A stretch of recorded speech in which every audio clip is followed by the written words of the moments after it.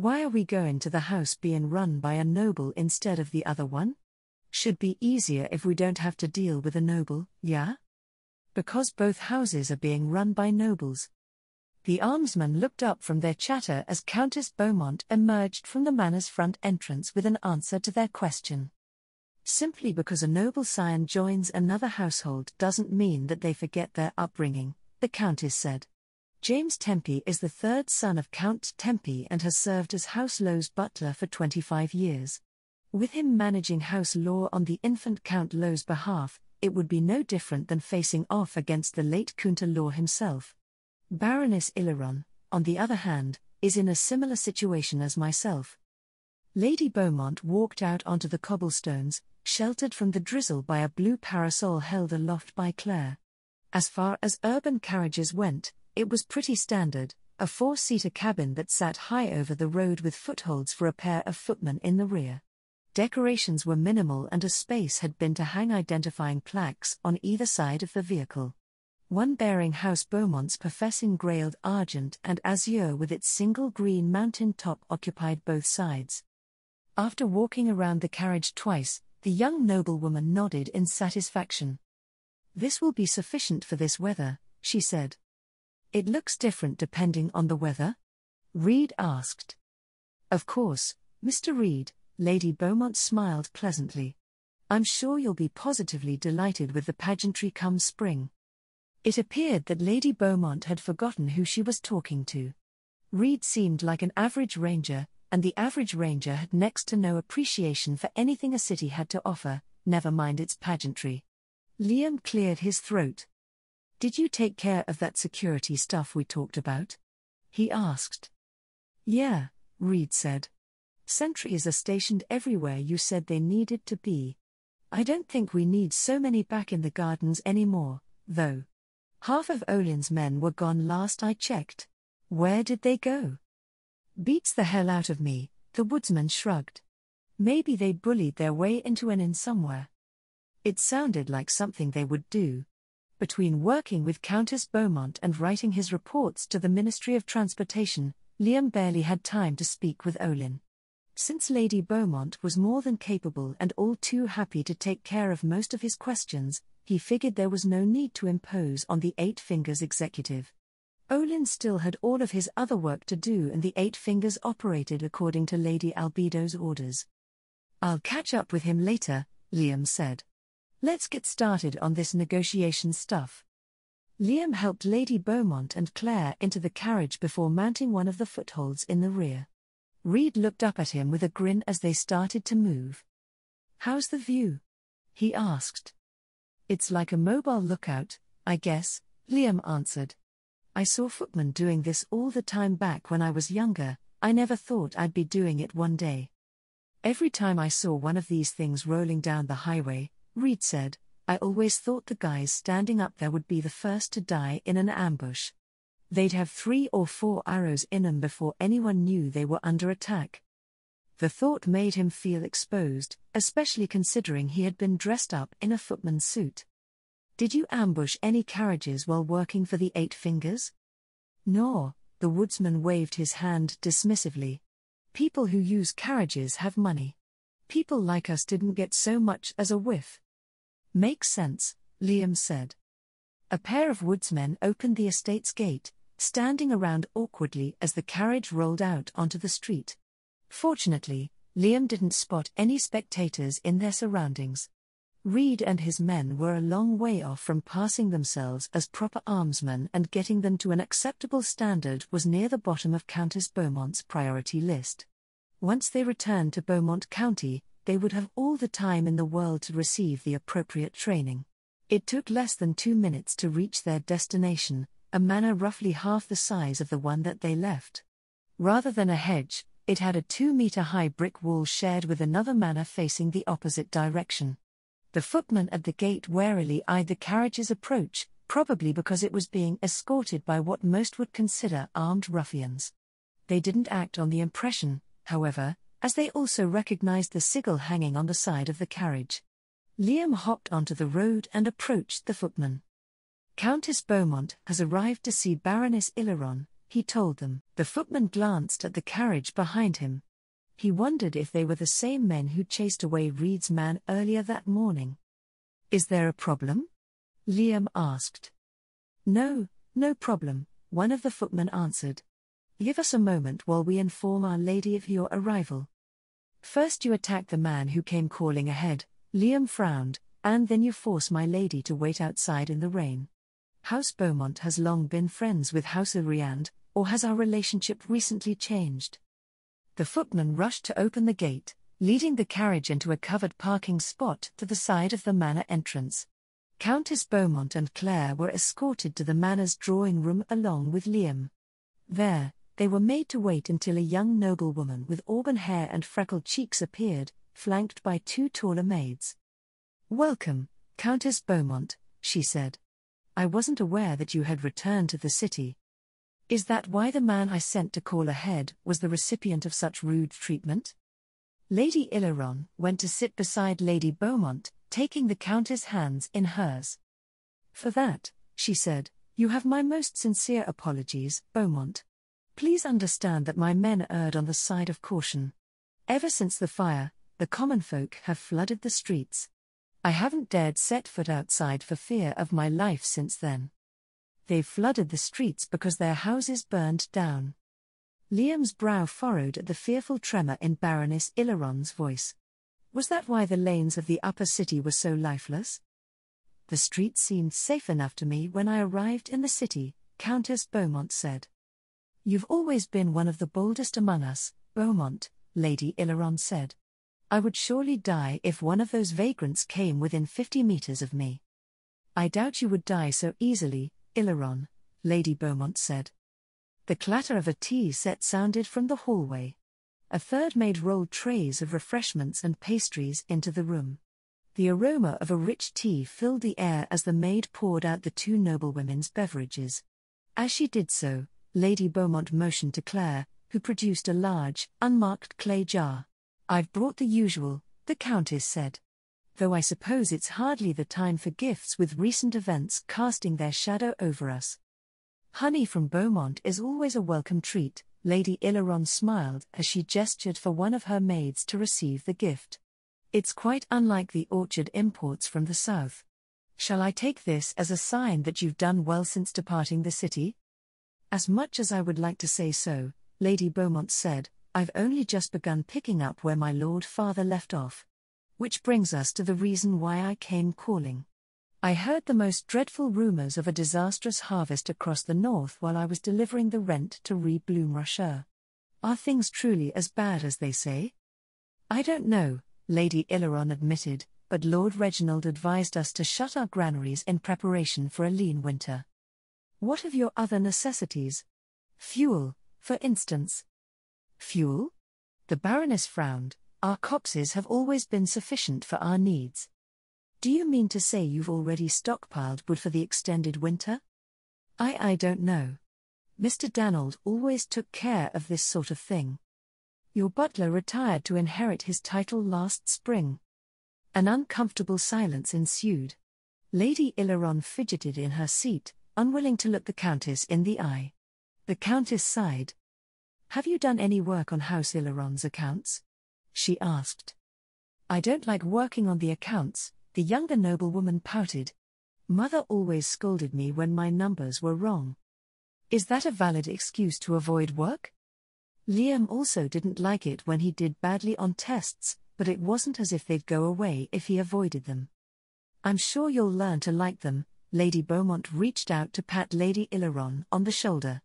"Now that you're the head of House Ileron, you'll be able to realize tangible results from your work. How about I help you get started?" "Would you?" Lady Ileron visibly brightened. "I would utterly adore it if you did." So much for needing to pressure her into a deal. Now that Countess Beaumont was doing her friend a favor, they likely didn't need to worry about securing a trade deal. Unfortunately, this new method created further delays in their return to Beaumont County. "Have your magistrates delivered their autumn reports?" Countess Beaumont asked. "I'm not sure," Baroness Ileron answered. "If they've come in, they should be in my office." "We should look for them right away," Lady Beaumont said. Nothing can be accomplished without them. How about we have our lunch first? Lady Ileron said, the cook is already getting everything prepared. That means we have time to conduct our search for your reports, the Countess told her. We can go over the details during lunch. Baroness Ileron didn't seem very pleased at the suggestion, tugging on one of her curls with a petulant expression. Countess Beaumont ignored her protests as she pulled the younger noblewoman to her feet. What should I tell Mr. Reed, my lady? Liam asked. If we find what we're looking for, we'll be here for the rest of the day. If that's the case, Mr. Reed and his men can accompany Claire for the other thing we discussed. Very good, my lady. Liam bowed to the two noblewomen before excusing himself. He had been waiting for an opportunity to observe more of the city during the day. What he had witnessed earlier that morning didn't look very promising for Reed Bloom-Rusher's near future. What's the word? Reed asked after Liam emerged from the manor. Lady Beaumont will be staying with Lady Ileron for most of the day, Liam answered.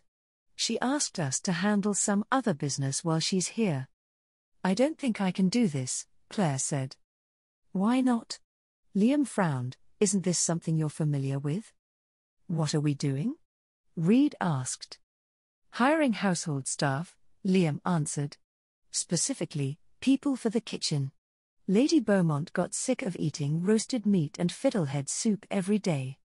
Hey, Reed said, that's a perfectly good meal. For woodsmen, maybe, Claire said. I admit I enjoy the nuts and berries that your men somehow always manage to find, but the rest can't possibly be considered food for an aristocrat's table. Imagine the scandal if Lady Beaumont needs to entertain guests and we serve them some weeds you foraged from the riverbank. Lady Zaradnik and her friends probably wouldn't mind eating weeds foraged from a riverbank, but that was mostly due to Lady Zaradnik's influence. Most aristocrats divided their meals into two categories: common fare that was served at the feasts held for their itinerant courts, and the high cuisine that accompanied the exclusive business of society's elites. Given the state of the city, Liam figured that finding any food at all would be hard enough, but the Countess insisted that finding kitchen staff was absolutely necessary. So what's the problem? Liam asked as he helped Claire enter the carriage. Most of the places where cooks usually work have burnt down. We shouldn't have much trouble finding people. Claire motioned for Liam to join her. Though he shut the door behind him, she still leaned forward to speak in a low voice. Because I haven't hired anyone before. How would I know what to look for in a cook? What if I get the wrong person? I think it'd be pretty obvious if they couldn't make food suitable for a restaurant, Liam said. Besides, you should know a few things after working at that tavern. Not really, Claire muttered. That proprietor only hired us for our looks. We can't even test anyone because there's no food to test them with. We have salted venison and ferns, Liam noted. The maid let out a pitiful whimper. Liam had to admit that hiring kitchen staff was turning out to be an unprecedented challenge. It stood to reason that the widespread destruction caused by the fire put many capable cooks out of work, but how would they find them? They probably wouldn't be squatting in the scorched ruins of their restaurants, waiting for someone to save them from certain doom. Beyond that, neither Liam nor any other member of Countess Beaumont's entourage had been to Reed Bloom-Rusher before. Olin could probably help us out, Liam said. He should know plenty of people, or at least his people should. Liam opened the window to speak with Reed. Do you have any idea where Olin is? I overheard his men talking about a new base on the waterfront, Reed replied, but I got no idea what part of the waterfront. We were just at the northern half, Liam said. I didn't see any of Olin's men in that mess. Oh, take those plaques off before we reach the gatehouse. You got it. Should we leave anyone here? Why are we traveling so conspicuously anyway? Most of the men should stay, Liam said. We'll leave the carriage here, too. If the waterfront is as crazy as it was earlier, we'll be better off walking and not drawing any attention to ourselves. In the end, Reed and 3 of his men accompanied them to the lower city gate. The armsman guarding the gatehouse questioned whether they truly wanted to enter the lower city on foot, but did nothing to stop them from passing. On the other side of the gate, Liam spotted several people taking note of their exit. "Watch out for pickpockets," Liam said. "Shouldn't Olin be on top of that?" Reed asked. "I doubt it's organized," Liam answered. "These people are just getting desperate." It wasn't the only sign of desperation in the city. Once they left the protection of the upper city gatehouse, the streetscape drastically changed. Everywhere he looked, both men and women were offering up anything that might be valuable in exchange for food and fabric. A swarm of citizens converged on Claire when a gust of wind exposed the uniform under her mantle. "Kind miss, please sell me some bread. Spare some cloth, my baby is freezing. Does your lord have any work for us?" There was a dismal chance for a positive response to the last question, even in times of plenty. Most rural territories saw minimal activity in the winter and tenants focused on their cottage crafts. Claire retreated before the advancing wall of humanity, tripping over her mantle to fall to the cobblestones. Reed struggled to make his voice heard over the din while Liam helped the maid back to her feet. In front of them, the woodsmen were helpless before the press of the growing crowd. "They're not strong enough for this. They don't have the right weapons, either." His experience with the armsmen of the Southern Holy Kingdom had led him to overestimate the capabilities of Reed's men. Additionally, the woodsmen were rangers specialized in ranged combat, so he doubted that they could ever act in the same capacity as fighters who could reliably hold the line. It took them several minutes to escape back to the upper city gatehouse, where the sentries posted stepped forward in alarm at the sobbing figure of Claire. "What in the gods' names happened?" the captain asked as he rushed out of the gatehouse. "Some of the citizens decided we could help them somehow," Liam said. "I can't say I've ever been nearly trampled by people asking for work. Those degenerate bastards." The captain spat. "So it's finally come to this, then." An official at the harbour mentioned that House Bloomrush is bringing food in from the surrounding territories, Liam said. "Shouldn't the people be a bit calmer if they knew it was coming?" "Informing them of the deliveries would cause more harm than good," the captain replied. "If they're willing to mob this poor woman over the possibility of securing employment, can you imagine what will happen if they're aware of an incoming shipment of food? It's best to deal with such situations swiftly and with more force than they can prepare for on short notice." Given what had just happened, it was difficult to argue against his reasoning. Liam could empathize with the people's plight, but that empathy meant nothing in the face of a desperate mob. They returned to the Beaumont estate, giving Claire the opportunity to clean herself up. Liam considered their options as he changed into his regular equipment. "I think it would be better if I went alone," he said. "Things are getting worse faster than I thought they would." "They sure are," Reed said as he shook the rain out of his mantle, "but how are you going to find who we need in this mess?" "Well, we were going to see Olin first," Liam replied. "It's hard to imagine that he can't find the right people. Claire can host interviews in the manor. I doubt she's willing to leave the upper city anytime soon anyways." "All right, I'll let her know." Liam wasted no time returning to the lower city, concealing his presence as he walked past the masses of humanity huddled along the streets. One of the smaller cities in Riastise, Bloomrush was only half again as large as Rantle, making it relatively easy to navigate. The castle and noble district occupied a hill tucked into the elbow of the Bloomrush River, forming the upper city with its protective curtain wall. An enclosed harbour reserved for the use of House Bloomrush and its allies divided the city's waterfront into a northern and southern wharf. Reaching the southern wharf took mere minutes and Liam saw signs of Eight Fingers activity well before he reached the river.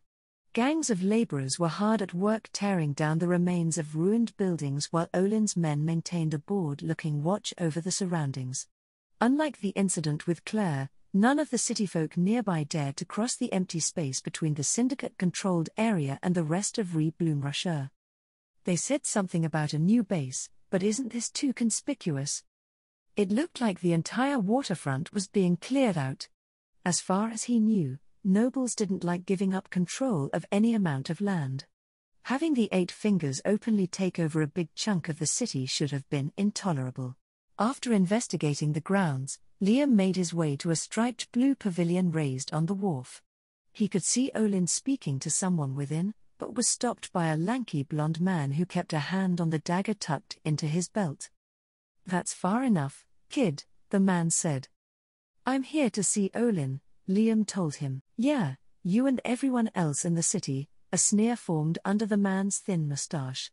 "Get out of here before I dump your corpse into the river." Liam leaned to one side, hoping to catch Olin's attention. The man moved to block his line of sight, drawing his dagger at the same time. Liam's hand shot forward, blocking the draw and crushing the man's wrist at the same time. Dozens of gazes fixed upon them as the man's agonized wails filled the air. The nearest sentry drew his sidearm and stomped over. "The hell is going on here, Aren't you?" His wrist suddenly broke, Liam said, gesturing to the man clutching his arm as he knelt on the street. "He should get it fixed at the temple." "Ah, right. You, get moving." The man offered no protest, the pain erasing his previous belligerence. He rose and scurried away, eventually disappearing behind the piles of debris lining the streets. "You here to see Olin?" the sentry asked. "Yeah," Liam answered. "You guys got something big going on here." Someone mentioned a new base. A proud smile appeared on the sentry's face. "More than a base," he said. "We are raising a whole damn fortress of vice. Drinkin', gamblin', girls, it'll be grand. House Bloomrush is letting you build a casino? I thought gambling establishments were illegal in Riestize." "Maybe so, but the law doesn't matter if no one enforces it. House Bloomrush's cut is big enough that they're more than happy to look the other way." "Huh. Will there be an inn and restaurant, as well?" The sentry's grin grew wider. "More than that. It'll be a whole damn set of hotels with room and dining for every sort. Things are really looking up for us." Liam supposed it was something underworld organizations saw as a measure of success. Ironically, the Eight Fingers managed it through bribery and corruption, while the family bosses in the Draconic Kingdom did so with their queen's blessing. Their entire country benefited from those relationships, while the Eight Finger continually undermined their host instead. Olin was speaking with an unknown woman when Liam entered the pavilion. The two stopped speaking the moment they noted his presence. "Liam," Olin rose to his feet. "Who's this lady?" Liam asked. "Marla," Olin answered. "Local officer in charge of gambling and prostitution. Marla, this is Liam. He's an agent of our superior." The woman, who had been eyeing him with a look he didn't much like, immediately shot to her feet. It's a pleasure to meet you, Mr. Liam." "Aha. Looks like you're about to make it big here." "You are not wrong," Olin nodded. "Everything's come together to create the perfect opportunity. Our mistress should be pleased with our progress." Liam couldn't recall anything about building hotels and casinos in his briefing. Then again, they only told him what he needed to know. "I'll include your achievements here in my next report," Liam said, "but I can't promise how my superiors will react." "How long until this new base of yours is operational?" "We already have temporary facilities running," Olin said. "We'll have our first permanent buildings furnished within a few weeks. We've got an entire city desperate for work and food, so everything's coming up fast." "How are you getting around Lord Reginald's mandates?" Liam asked. "You mean for imports? Most of the nobles around here owe us massive debts. All I have to do was send my men out to collect." Would that interfere with Countess Beaumont's work? He had no idea who she planned to deal with and who the Eight Fingers were extracting resources from, or was it simply another challenge that Countess Beaumont needed to overcome? "Anyways," Olin said, "there's something I can do for you." "House Beaumont needs kitchen staff," Liam replied. "I figured they'd all be coming to you." "You are not wrong. We've got a kitchen set up for the workers downriver. Pick out whoever you like, we've got hundreds more trying to get in." "Well, that was easy." "Thanks, Olin," Liam said. "By the way, have you learned anything more about the fire?" "Not at all," Olin replied. I've been too busy with this project here to look into it. Not that it matters, it's all behind us now. Just how much do they want me to stay in touch with them? The shadow demon said nothing as Liam sorted through the packs of supplies it had just delivered. Since it looked like they would be stuck in Rebloom Russia for the next little while, he figured it would be a good time to restock. Between delivering Liam's reports to the Sorcerer's Kingdom and assembling the necessary consumables, Liam's shadowy companion had spent just over a day apart from him. Little did he know that it would return with so much. 64 message scrolls. In addition, there were a dozen scrolls of invisibility and see invisible, as well as a variety of other utility scrolls, such as silence and several sets for locating various objects through divination. He wondered how many sheep they had skinned to make so many. Healing potions, curatives, poisons, cosmetic salve. The latter was supposed to be a gift for Countess Beaumont, so that was one less thing he had to manage. Still, one could be fooled into thinking they were being sent into a war with how much stuff there was. The last time he was sent into a war zone, each infiltrator carried far less. There weren't any updates to his missions included in the delivery, so he had little to do but sort everything out and figure out where to put all the extra stuff. Lady Beaumont had granted him the use of a footman's room. She had actually invited him to stay in her room, but he had politely declined, so the best option he had was to hide it away in some unseen place. As he searched his room for conveniently installed secret compartments, a knock sounded from the door. Liam? What is it? Dinner is being served in the hall. Liam stuffed his stuff under his bed and went to open the door. A smiling Claire awaited him on the other side. How's the new cook? Liam asked. Claire's smile faded somewhat. He knows his way around a kitchen, the maid replied. Reed and his men are testing his food right now. That was all that mattered to Liam.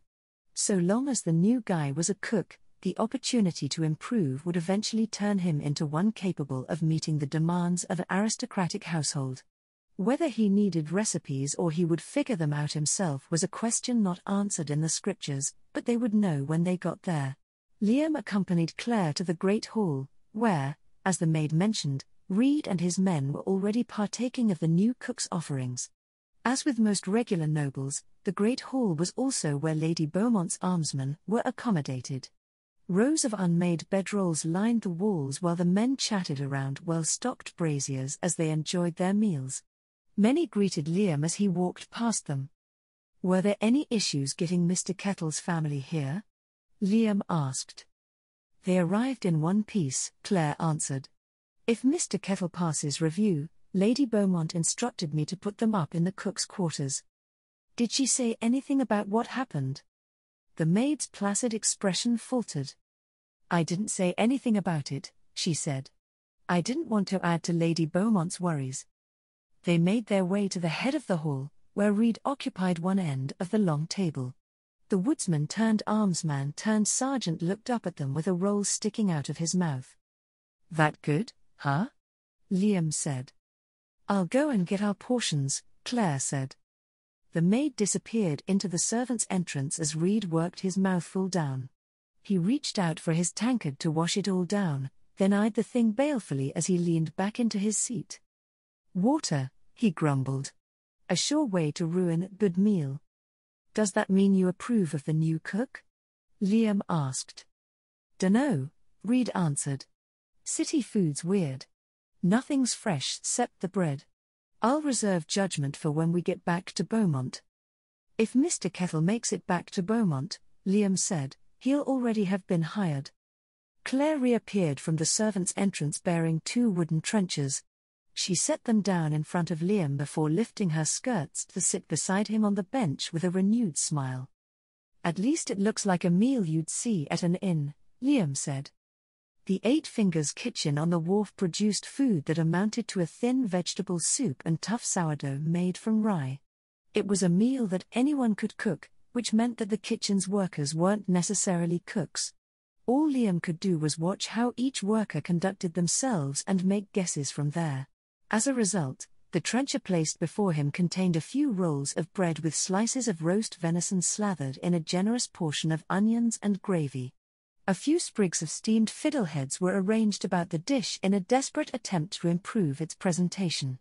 Going by how the woodsmen were ravenously wolfing down their meals, they didn't care at all about that. Shouldn't it be fancier? Claire asked. What did you ask for? Liam asked back. A dish suitable for the armsman, Claire answered. This doesn't look much better than what we've been having recently. Claire's lip curled as Reed released a long, loud burp. Liam silently compared his current meal to the ones he had enjoyed in the Holy Kingdom. Right away, he knew that the two couldn't be compared. The forces from the southern Holy Kingdom brought their own cooks with them, and they received ample ingredients from the south and the sea. One could eat beef, crab, and lobster every day as a member of one of their elite regiments, and the food issued to the lower ranks wasn't terrible either. Of course, the nobles of the Azalisian marches weren't anywhere near as wealthy or organized as their counterparts from Ropley, and they didn't have access to the same stuff. He may have been inclined to compare their fare to the offerings of Warden's Vale, but Reed had a point about city food. Without access to preservation magic, most ingredients from the countryside deteriorated in quality while being delivered to and stored in the city. No, what's important is that we let this cook cook. The more experience the cook gained, the better his food would get even when using the same ingredients. It was pointless to worry about anything aside from the guy being lazy or putting in the bare minimum effort to get by. The threat of being released in the current conditions of the city would likely be threat enough to keep that from happening. Just so we're on the same page here, Liam said, regular meals for households aren't super fancy.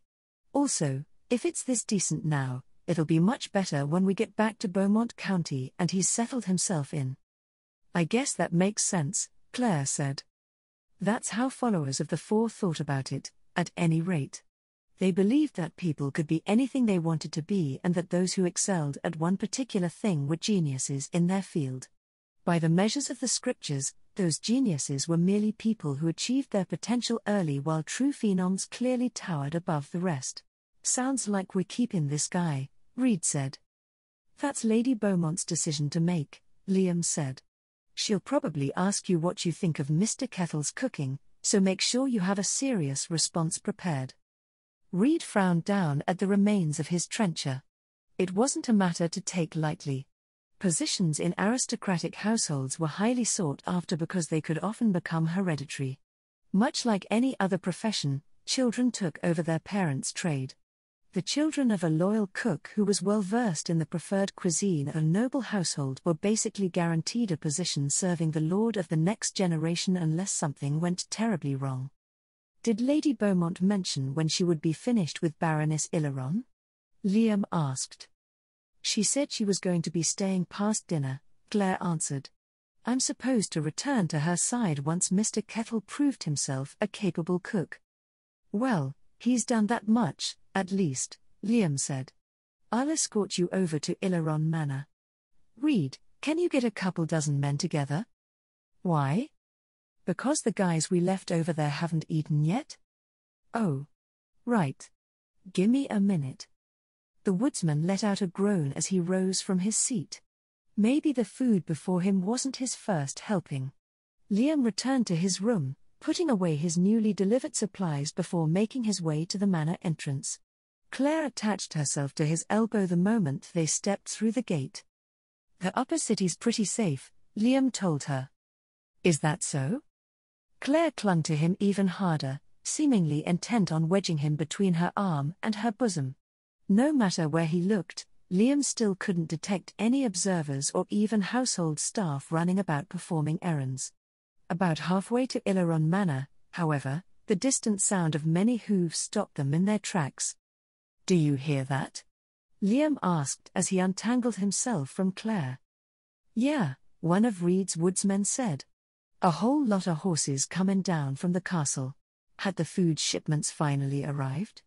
The captain at the gate mentioned something about moving quickly with sufficient force to prevent the common folk from mucking things up. A column of men appeared from uphill, led by a handful of knights and their cavalry squadrons. Though it was still far from twilight, 2 rows of armsmen held burning torches aloft. They were clearly planning on doing something that would last well into the night.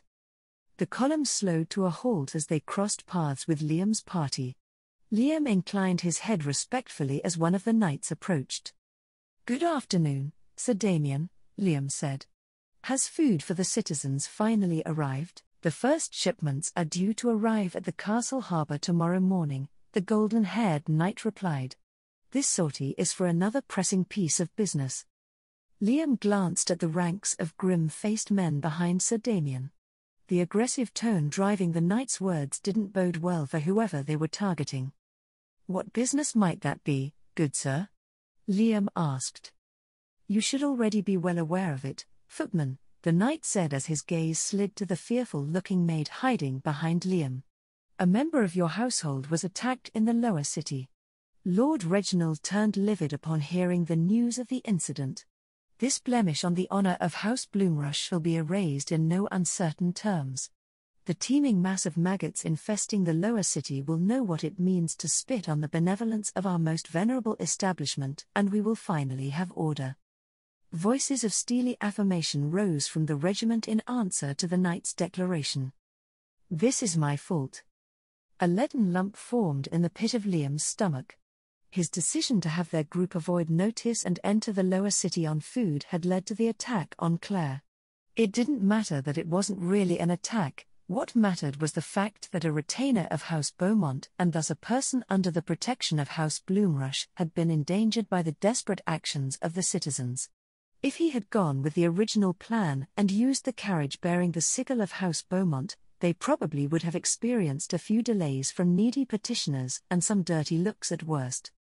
"Claire," Liam said, "go to Lady Beaumont with the men.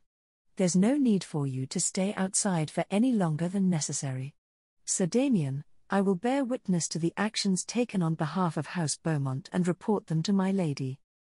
"Of course, footman. Be sure to stay on our side of the lines lest you be misidentified by one of our men in the confusion." Liam nodded, the lump in his stomach growing heavier as he walked alongside the column behind the ranks of cavalry. He could think of nothing that would stop the House Bloomrush regiment from carrying out their orders that wouldn't also impede his missions. After entering the lower city, the regiment split into multiple columns, each commanded by a knight. The rain pelting the city over the past few days had abated, offering both sides a clear view of their surroundings. As far as Liam could tell, they were spreading out to cordon off the general area of the city where Claire had been attacked. Upon seeing what was going on, the citizens retreated as far as they could into the ruined city blocks. As time stretched on, Liam wondered if House Bloomrush would be satisfied with making a show of force. That proved to be wishful thinking. "Citizens of Bloomrushire," Sir Damien's voice boomed from the center of the plaza in the middle of the quarter. "Do not think we will let your crimes go unanswered. Late this morning, a maid of House Beaumont was attacked by a mob from this area of the city. House Beaumont, who was the very first to deliver critical materials for the reconstruction of the city, whose leader even now has committed herself to rallying the aristocracy to aid you in your time of need, there can only be one answer to the actions of animalistic ingrates such as yourselves." The knight raised his lance and pointed it forward. Several ranks of armsmen advanced, crossing into the charred husks of the nearest buildings. The people fled before them, but direct harm was not the objective of House Bloomrush's men.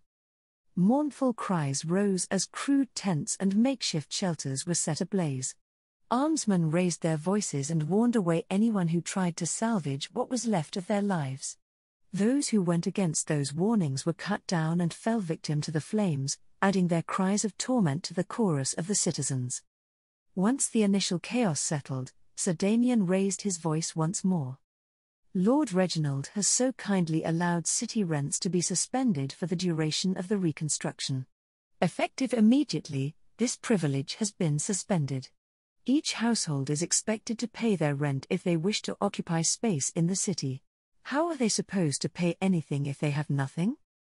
Liam watched as a controlled blaze was guided through the ruins of the city quarter. The citizens who dwelt there were herded into a narrow space against the outer wall. There, they were made to stand and watch as they lost their homes once more. As evening approached, a set of officials adorned in Bloomrush livery occupied the same plaza where Sir Damien had started his purge of the quarter. They set about raising a small base enclosed in spiked wooden barricades. Once they were finished setting things up, a group of harried citizens was marched before a plump official sitting behind a long oak table. The official fished out a sheet of paper from the stack before him. Name? The members of the group exchanged confused looks. An impatient look formed on the official's face before he gestured to the armsman nearby. Shouts of panic rose as the people were pulled apart and reorganized into a line. Name? The official asked. Stefan, the timid-looking man at the front of the line answered. Stefan? That's it? No surname? Stefan shook his head. The official sneered. As Liam very well knew, only having one name was a very bad thing in Riest's eyes. Do you have a skill, Stefan? The official asked. I worked in the warehouse district, sir. You know, moving things.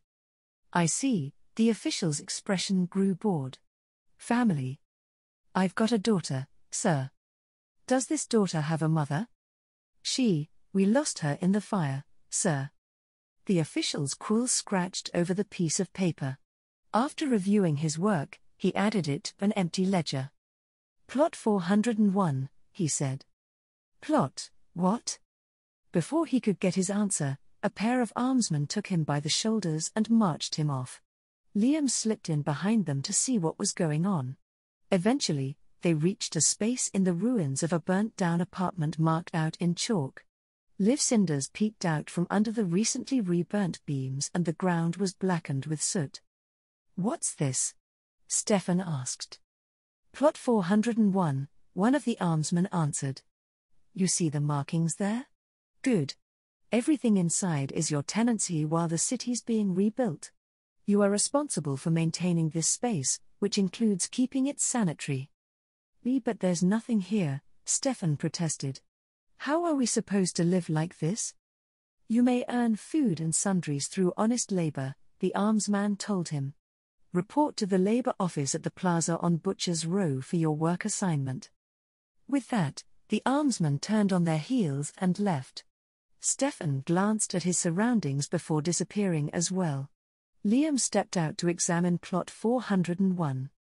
The plot was small, less than 9 square meters. It was barely enough to house 2 people and it looked like the entire block had been divided into similar spaces. On a positive note, there was a stone well not too far away.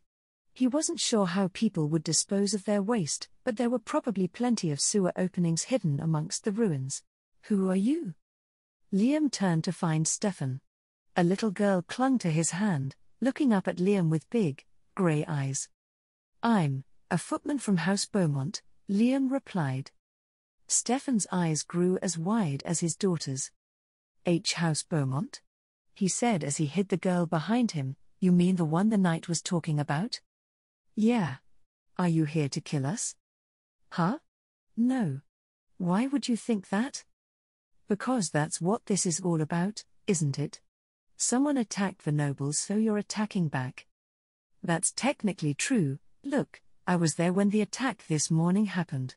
It was just a mob of people desperate to find a way out of trouble. It's not like they did it because they hate us. Then why? Because what happened can still be seen as a challenge to the nobility, Liam told him. Lord Reginald is obliged to answer that challenge. Do you understand that? Stefan's gaze went to the muddy mess at his feet. You don't have to like it, Liam said, but do you understand? Does that mean that you don't hate us? Stefan asked. Well, no one would be happy if something like that happened to one of their people, Liam answered, but Countess Beaumont doesn't hate anyone for it. It's as Sir Damien said, she's working to encourage the other nobles to help rebuild the city. The faster that gets done, the faster we can return to our regular lives. The man nodded slowly in response, but Liam couldn't tell what he was thinking. Just so you know, Liam said, Word's out that the first shipments of food will arrive sometime tomorrow. It's not as if the city's been left to starve. If that's true, Stefan replied, then I should get myself over to that labor office of theirs. Stephanie, see what you can do to get our new home cleaned up. Don't get hurt. The girl nodded obediently and shuffled into plot 401. Her father gave her one last look of concern before leaving in the direction of House Bloomrush's office in the plaza. Stephanie found a broken plank and started using it to push away the debris littering her new home. Others started to arrive in the area to occupy their newly assigned plots. The scene was starting to look like a work camp in the Holy Kingdom. No, it's pretty much what it is. There were differences, of course. The nobles of the Southern Holy Kingdom had superior logistics and were far more organized, even if they were split into two factions. Additionally, Roblay's retinues were far more expansive and disciplined than what House Bloomrush had deployed. Most importantly, Bloomrusher didn't belong to the crown. With the notorious house in complete control, things didn't bode well for the city's residents. Name? The official was still going through the same routine when Liam returned to the plaza. A long line had formed now that the citizens realized what was going on, though it looked like it was populated by the lowest rungs of the city's labor pool. Brenda. Do you have a skill, Brenda? I worked at an inn for the last 5 years, sir, Brenda replied. The strangled goose. I did serving, cleaning, a little bit of cooking, that sort of thing. The official eyed the woman up and down before scribing her documents.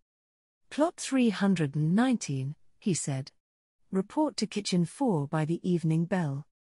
Where's Kitchen 4, sir? The plaza on Mythill Lane. Next. Brenda snatched up her papers before she was whisked out of the office. Liam followed her, curious about how her treatment would differ from Stefan's. Her path led her to one of the somewhat intact portions of the city, namely the metalworkers' district. The cold forges they passed along the way reminded everyone that the guilds continued to resist Lord Reginald's power grab. Do you think they'll reignite the forges soon? Liam asked. The woman's posture stiffened at the sound of Liam's voice. Liam picked up his pace to walk alongside her. I'm Liam, he said, offering a friendly smile. Brenda, the woman smiled back. You looking to apprentice with a smith? No, I'm a footman, Liam replied.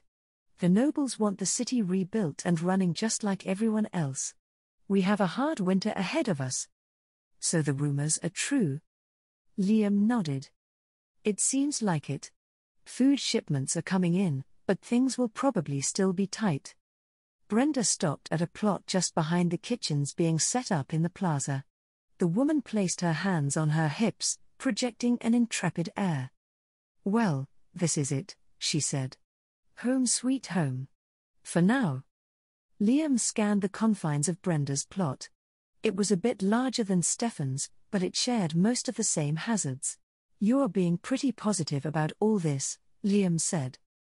Things aren't so bad, Brenda replied. I got a job and my place is right behind the kitchen. Once I get a few things to hold in the heat, I figure life will be nice and comfy. You are not mad at House Bloomrush for doing what they did just now? Why would I be? You know what's been going on since the fire? Nothing. Nothing but waiting and worrying. It's about time someone did something. It was a familiar stance, one he often heard in Roblay's work camps. Most people only cared that their families were fed and they had a safe place to sleep. Issues for the far future were something for nobles to worry about. It doesn't look like the guilds are cooperating, Liam noted. Isn't anyone worried that reconstruction will be kinda sketchy without them? Brenda snorted. They've always been a snooty bunch, she said. Especially the metalworkers. A taste of humility is exactly what they need. The woman pointedly gestured at a small crowd that had formed in the nearby plaza. Liam made his way closer, discovering that a confrontation between the local artisans and the city administration was brewing. If you will not work, an official said, then your workshops will be given over to those who will. You are insane. A man in the crowd shouted, we built these workshops and we've run them for generations. You have no right to do this. On the contrary, the official said. The city belongs to House Bloomrush. You may have built your workshop, but you merely lease the land it stands upon. Similarly, your license to operate as a blacksmith is issued by the local authorities. There will be no patience for your sense of entitlement and laziness while the city and its people face this current crisis. The blacksmiths' faces went from pink to red to purple as the official droned on. You know what? One of the blacksmiths fumed, fuck this. Fuck this city and fuck you. Plenty of places would welcome a man of my skills with open arm. An arrow to the chest quelled the blacksmith's defiance. His fellows froze mid-protest, mouths aghast. Those who do not hold contracts with House Bloomrush are nothing more than vagrants, the official shrugged. The penalty for vagrancy is, well, it was slave labor a few years ago. That's illegal now, so be sure to thank the Crown for our resorting to the alternative. The assembled blacksmiths took one last look at their fallen guildmate before falling in line. No one came to retrieve the corpse. Pride comes before a fall. As much as people wanted to apply the saying to the powerful and wealthy who stood above them, the opposite was more often the case. Those like Stefan survived by accepting their new reality without complaint. People like Brenda were quick to praise the people in charge while working to gain advantages for themselves. Those who stood proudly like the defiant blacksmith fooled themselves into believing that they were more than nails standing proudly before a hammer. Amidst the sound of axes and picks breaking down the ruins of Bloomrush, Liam made his way back to the upper city. He had seen enough. House Bloomrush was well on its way to controlling every aspect of the city, and he didn't want to be around to witness the results.